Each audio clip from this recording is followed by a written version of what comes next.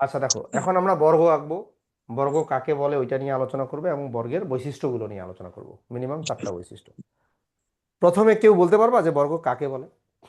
Sir আমি বলি, হ্যাঁ বলো বলো, ফাবিহা বলো। যে চতুর্ভুজের চারটি বাহু সমান এবং কোণগুলো সমকোণ তাকে বর্গ বলে। একদম, যে চতুর্ভুজের 4টি বাহু সমান এবং প্রত্যেকটি কোণ সমকোণ তাকে বর্গ বলে। এটা নিয়ে আর কোনো কথা নেই। এখন আমরা আঁকবো কিভাবে? মনে করো একটা বর্গ আঁকতে বলছে, এটা এটা বৃত্তি পরীক্ষা আসছিল এবার। এর প্রত্যেকটা বাহু মনে করো 4 সেন্টিমিটার। এই ধরনের একটা বর্গ আঁকতে হবে। হ্যাঁ, তাহলে আমরা কিভাবে আঁকবো দেখো। আমরা প্রথমে রুলারের সাহায্যে আমরা 4 সেন্টিমিটার একটা বাহু আঁকবো। দেখো, এটা আমরা 4 সেন্টিমিটার একটা বাহু আঁকলাম। এটা তোমাদের যে রুলার আছে জ্যামিতি বক্সে, ওটার সাহায্যে। এখন আমাকে বর্গের তো প্রত্যেকটা কোণ সমকোণ, তাহলে এখানে আমাকে সমকোণ, এই সমকোণটা আঁকার ক্ষেত্রে তুমি চাঁদা ব্যবহার করতে পারো, অথবা ত্রিকোণী সেট দিয়ে, একটা মাত্র ত্রিকোণী সেট দিয়েই তুমি এটা আঁকতে পারো। দেখো, চাঁদার সাহায্যে তুমি আঁকলেও চলবে, আবার ত্রিকোণী সেট দিয়েও চলবে। দেখো ত্রিকোণী সেট দিয়ে কিভাবে আঁকবা, এই যে ত্রিকোণী সেটটা এই দিক দিয়ে ঘুরায় নাও,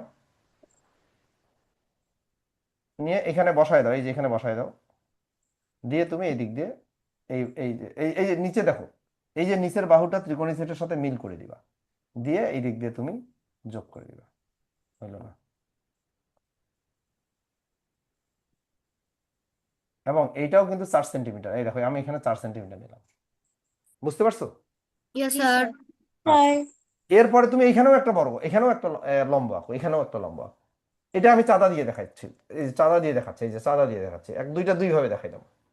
এই যে 90 ডিগ্রি কোণ, এই যে 90 ডিগ্রি কোণ, ঠিক আছে, 90 ডিগ্রি কোণ। এটা সরায় দাও, এটা সরায় দাও, দিয়ে তুমি এই যে এই যে, বুঝছো? Yes sir. 4 সেন্টিমিটার দেখো। তাহলে এটাও দেখো, তিনটাই কিন্তু 4 হইলো, এটাও 4 সেন্টিমিটার, এটাও 4 সেন্টিমিটার, 4 সেন্টিমিটার। তারপরে এই দুইটা যোগ করে দাও, এই যে এই দিক দিয়ে যোগ করে দাও, ব্যাস। তাহলে বর্গ আমাদের হয়ে গেল। ঠিক আছে, এখন বর্গ কাকে বলে এটা তো আলোচনা হয়ে গেছে, যে চতুর্ভুজের প্রত্যেকটি বাহু সমান এবং প্রত্যেকটি কোণ সমকোণ তাকে বর্গ বলে। এখন আমরা বর্গের বৈশিষ্ট্য, আমরা কমপক্ষে 4টা বৈশিষ্ট্য আলোচনা করব। আচ্ছা, একটা বৈশিষ্ট্য বলো। বর্গের চারটি বাহুই সমান। বর্গের 4টি বাহু সমান, গুড। তারপর বর্গের বিপরীত কোণগুলো সমান সমান। বর্গের বিপরীত কোণগুলো সমান। আচ্ছা, বিপরীত কোণগুলো তো সমান হবেই, কারণ প্রত্যেকটা কোণই তো বর্গের সমকোণ। প্রত্যেকটি কোণ সমকোণ। বর্গের প্রত্যেকটি কোণ বর্গের সমকোণ, গুড। কর্ণদ্বয় আর কি হইতে পারে? পরস্পর সমান। বর্গের কর্ণদ্বয় পরস্পরকে সমকোণ সমদ্বিখণ্ডিত করে। বর্গের কর্ণদ্বয় পরস্পরকে সমকোণে সমাদ্বিখণ্ডিত করে। আর কি হইতে পারে? বর্গের চার বাহু সমষ্টি 360 ডিগ্রি। না, এটা তো আমি বলছি, এই বৈশিষ্ট্যটা কেউ বলবা না যে বর্গের 4 বাহু সমষ্টি 360 ডিগ্রি। সমকোণ। এইটা বৈশিষ্ট্য কখনো লিখবা না, এটাতে নম্বর দিবে না। ঠিক আছে। আচ্ছা বলি, বর্গের কর্ণদ্বয় পরস্পর সমান।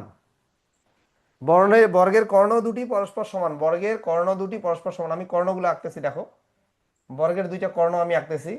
দেখো, এইটা একটা কর্ণ, এইটা একটা কর্ণ, এই কর্ণ দুইটা বর্গের পরস্পর সমান হয়।